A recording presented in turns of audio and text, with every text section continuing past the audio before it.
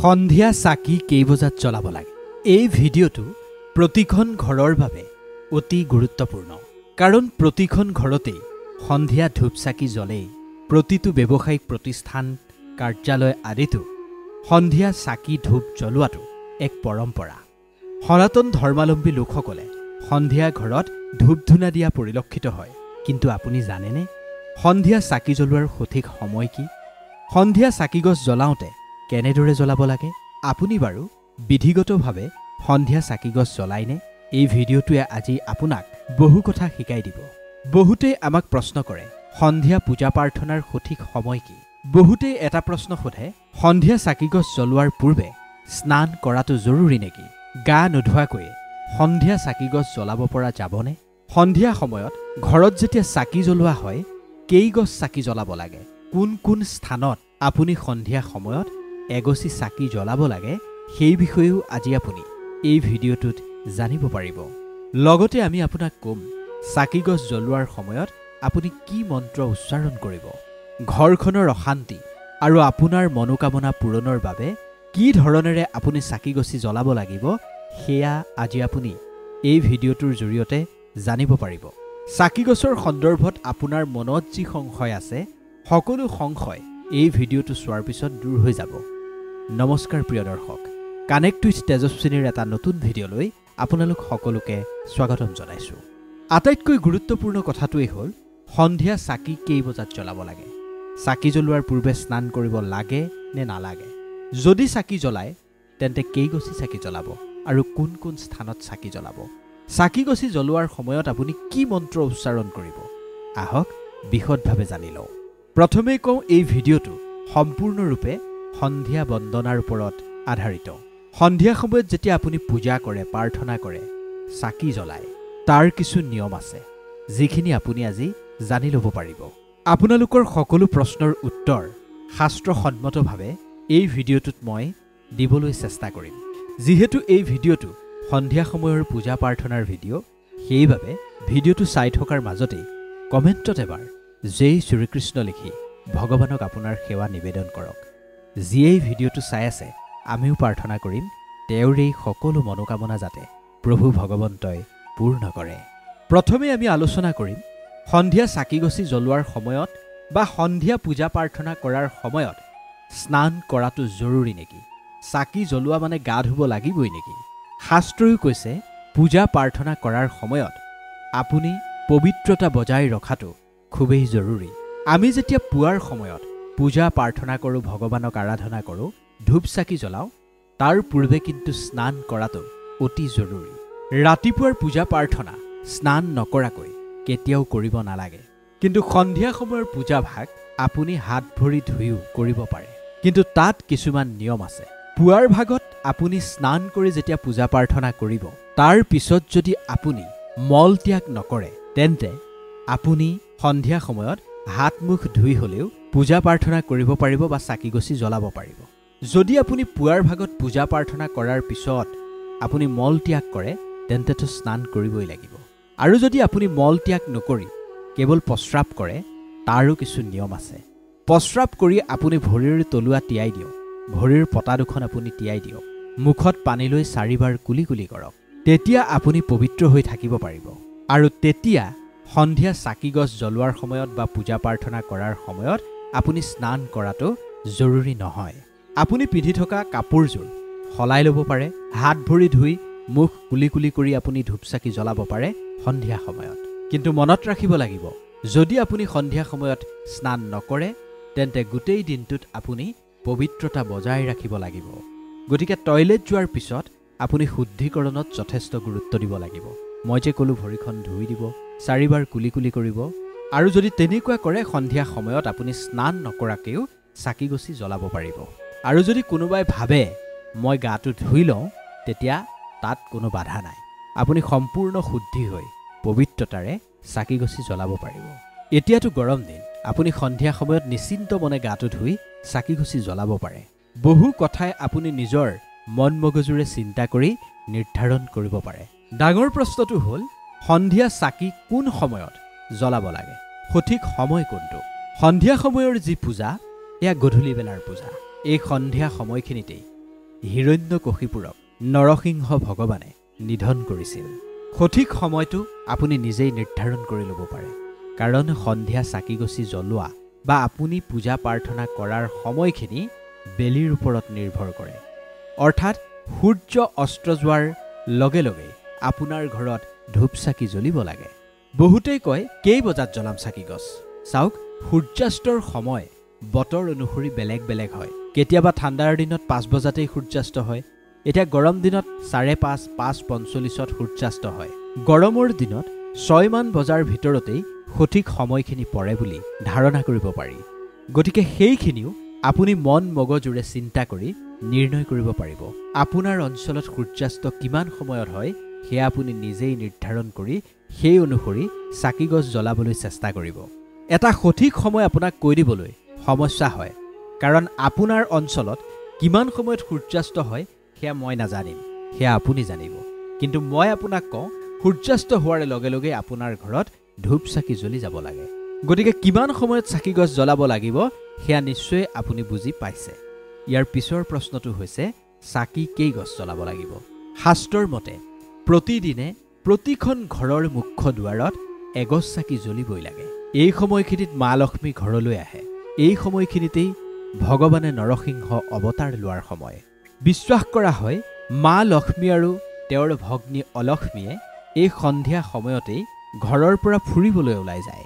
গতিকে যিখন ঘৰৰ মুখ্য দুৱাৰমুখত চাকিগছ জ্বলি থাকে সেইখন ঘৰতেই মা লক্ষ্মীয়ে প্ৰৱেশ কৰে। যিখন ঘৰৰ মুখ্য দুৱাৰত সন্ধিয়া সময়ত চাকিগছ জ্বলি নাথাকে সেইখন ঘৰত মা লক্ষ্মীৰ পৰিৱৰ্তে তেওঁৰ ভগ্নী অলক্ষ্মী মানে দৰিদ্ৰতাই প্ৰৱেশ কৰে বুলি বিশ্বাস কৰা হয়। গতিকে মা লক্ষ্মীৰ প্ৰৱেশ সুনিশ্চিত কৰিবৰ কাৰণে সন্ধিয়া ঘৰৰ মূল দুৱাৰমুখত এগছ চাকি জ্বলাই ৰাখিব। সন্ধিয়া সময়ত ঘৰৰ মুখ্য দুৱাৰমুখত যি গছ চাকি জ্বলাই ৰাখিব, শাস্ত্ৰই কৈছে এই চাকিগছৰ বহু বেছি উপকাৰিতা আছে।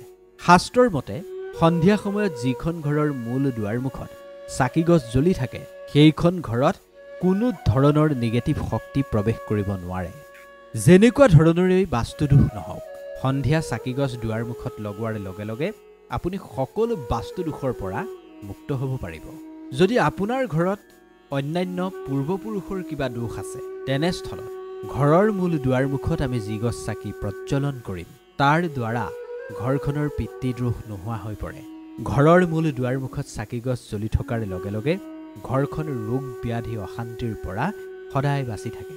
যিখন ঘৰত আৰ্থিক সমস্যা আছে, পৰিয়ালৰ মাজত হাই কাজিয়া অশান্তিয়ে বিৰাজ কৰিছে, সেইখন ঘৰৰ মূল দুৱাৰমুখত যদি চাকিগছ জ্বলাই ৰখা হয় তেন্তে ঘৰখন পজিটিভ শক্তিয়ে আৱৰি ধৰিব। যেতিয়া ঘৰখনৰ প্ৰতিজন মানুহৰে মন পজিটিভ হৈ যাব তেতিয়াই ঘৰখন উন্নতিৰ দিশে আগুৱাই যাব। সদায় ঘৰৰ মূল দুৱাৰমুখত চাকিগছ জ্বলাব। সকলো ধৰণৰ সমস্যা আৰু দুখৰ পৰা আপুনি পৰিত্ৰাণ পাব পাৰিব। শাস্ত্ৰই কৈছে ঘৰৰ মূল দুৱাৰমুখত এগছ হ'লেও চাকি জ্বলি থাকিব লাগে। দ্বিতীয় গছ চাকি আপুনি ক'ত লগাব লাগিব জানেনে? দ্বিতীয় গছ চাকি আপোনাৰ ঘৰত থকা তুলসী ভেটিত লগাব লাগিব।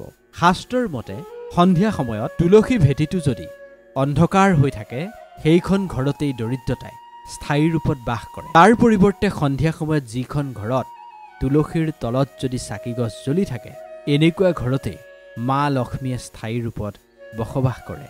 তাৰ পিছৰ চাকিগছ ঘৰখনৰ ঈশান দিশত ৰাখিব লাগে।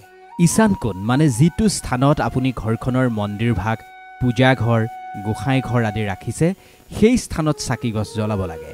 এই 3 গছি চাকি প্ৰতিদিনে আপুনি জ্বলাবই লাগে। যদি আপুনি প্ৰতিদিনে এই 3 গছি চাকি ঘৰখনত জ্বলায় তেন্তে আপোনাৰ ঘৰখনৰ বহু সমস্যা নিজে নিজেই নোহোৱা হৈ পৰিব। প্ৰভু ভগৱন্তই আপোনাৰ ঘৰখনক কৃপা কৰিব। মা লক্ষ্মী আপোনাৰ ঘৰখনলৈ আহিব আৰু আপোনাৰ ঘৰখনতেই মা লক্ষ্মীয়ে স্থায়ী ৰূপত বাস কৰিব। ইয়াৰ পিছৰ আন এটা গুৰুত্বপূৰ্ণ কথা হ'ল চাকিগছ আপুনি কিহেৰে জ্বলাব? মিঠাতেলেৰে জ্বলাব নে ঘিৰ চাকি জ্বলাব? কোন গছ চাকি জ্বলোৱাটো উত্তম বুলি বিবেচিত? শাস্ত্ৰৰ মতে মিঠাতেলৰ চাকি সকলোতে জ্বলোৱা নহয়।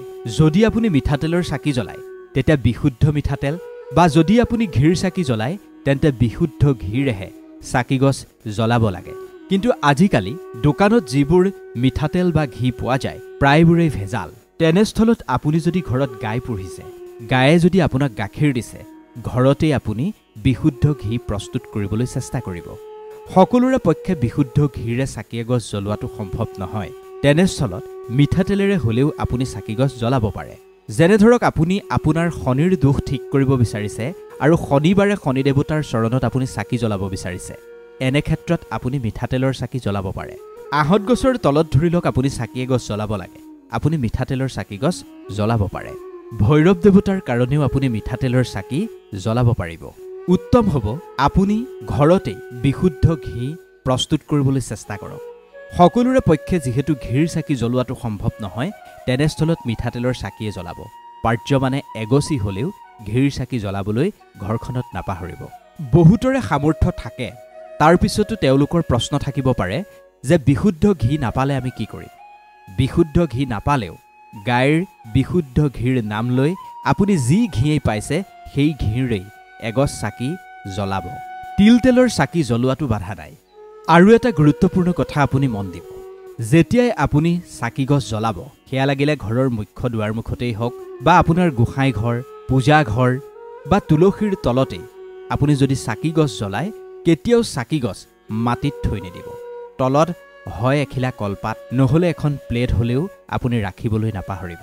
একো নাথাকিলেও আপুনি কেইটামান অখণ্ড চাউল ৰাখিও চাকিগছ তাৰ ওপৰত থৈ জ্বলাব পাৰিব। চাউলো যদি নাই, এপাহ ফুলৰ ওপৰতেই চাকিগছ ৰাখি আপুনি জ্বলাব পাৰিব। কিন্তু চাউল যেতিয়া আপুনি চাকিগছৰ তলত ৰাখিব, এটা কথাই মন দিব, চাউলখিনি যাতে ভঙা চিগা নহয়, অখণ্ড চাউল হ'ব লাগিব। ভঙা চাউল যদি আপুনি পূজা প্ৰাৰ্থনাত ব্যৱহাৰ কৰে, তেন্তে ঘৰখনলৈ দৰিদ্ৰতা আহে বুলি যুগে যুগে বিশ্বাস কৰা হয়। এতিয়া স্বাভাৱিকতে আপোনাৰ মনলৈ প্ৰশ্ন আহিব, যিকেইটা অখণ্ড চাউল চাকিগছৰ তলত ৰাখি চাকিগছ তাৰ ওপৰত ৰাখিম, প্ৰতিদিনে সেই চাউলকেইটা কি কৰিম? একেবাৰে চিম্পল। যিকেইটা চাউল আপুনি চাকিগছৰ তলত ৰাখিব, সেই চাউলকেইটা সদায় আপুনি পশুপক্ষীক দিব। আপোনাৰ ঘৰলৈ অহা চৰাই চিৰিকটিক যেতিয়া আপুনি সেই চাউলকেইটা দিব, চৰাই চিৰিকটিয়ে সেই চাউলকেইটা খাব। ঘৰখনৰ ঈশান কোণত, মানে আপুনি য'ত পূজা কৰে, প্ৰাৰ্থনা কৰে, সেই স্থানত যি গছ আপুনি চাকি জ্বলাব, সেই চাকিগছ আপুনি যিকোনো পাত্ৰৰ ওপৰত ৰাখিও জ্বলাব পাৰে। অৰ্থাৎ এখন প্লেট ৰাখি থ'লে সেই প্লেটখনৰ ওপৰত চাকিগছ ৰাখিও আপুনি জ্বলাব পাৰিব। এখন সৰু প্লেট ৰাখিব, প্লেটখনৰ ওপৰত চাকিগছ থ'ব আৰু সেই চাকিগছেই আপুনি পূজাঘৰ বা মন্দিৰত আপুনি জ্বলাব। কিন্তু এটাই মনত ৰাখিব, চিধাই আপুনি মাটিত থৈ চাকিগছ নজ্বলাব। এনেকুৱা একেবাৰেই নকৰিব। আৰু এটা ভুল মানুহে কৰা দেখা যায়, যেতিয়া চাকিগছ জ্বলায়, চাকিগছ জ্বলাওঁতে হাতখন ধুই নলয়। বহু ক্ষেত্ৰত বহু মানুহে এই ভুলটো কৰে। কিন্তু এটাই মনত ৰাখিব, চাকিগছ জ্বলোৱাৰ পূৰ্বে যাতে আপুনি হাত দুখন তিয়াই লয়। হাত দুখন তিয়াইহে আপুনি পবিত্ৰভাৱে চাকিগছ জ্বলাব লাগিব।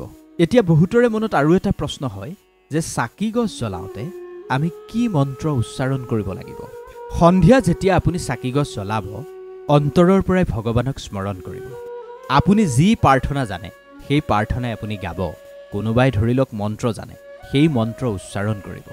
ভগৱানক আপুনি মনৰ পৰাই যদি পূজা প্ৰাৰ্থনা কৰে, ভগৱানে নিশ্চয় আপোনাৰ সেই চাকিগছ স্বীকাৰ কৰিব। এটাই মনত ৰাখিব, চাকিগছ জ্বলাই থকাৰ সময়ত আপুনি কেৱল ভগৱানৰ ছবিখন মনলৈ আনিব। সেই মুহূৰ্তত আপুনি কেতিয়াও সংসাৰৰ বিভিন্ন কথা মনত সুমুৱাই নাৰাখিব। চাকিগছ জ্বলোৱাৰ পূৰ্বে 1 মিনিটমান সময় নিজক দিব। সংসাৰৰ সমস্ত কথা মনটোৰ পৰা উলিয়াই শুদ্ধ মনেৰে ভগৱানৰ নাম লৈ চাকিগছ জ্বলাব।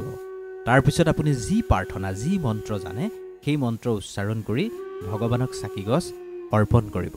আপুনি যি ইষ্টদেৱতাক পূজা কৰে, সেই ইষ্টদেৱতাৰ মন্ত্ৰই আপুনি জপ কৰিব পাৰিব।